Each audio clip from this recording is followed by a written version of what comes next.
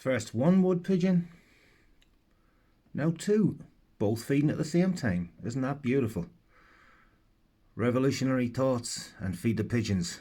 It starts at the ground, up at the grassroots level, and it works its way up. Even the non-human ones are all included. Be kind. Don't just talk about being kind. Actually fucking be kind, you know?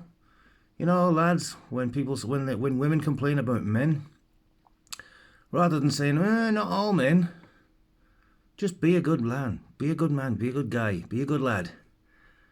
Then she won't choose the bear.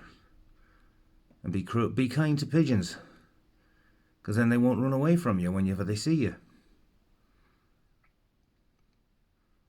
I'm Red Fenian Punk, and these are two feathered friends feeding outside of my backyard. Isn't that beautiful? Not much milk, bleh.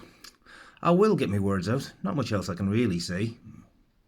But just be kind, like I said before.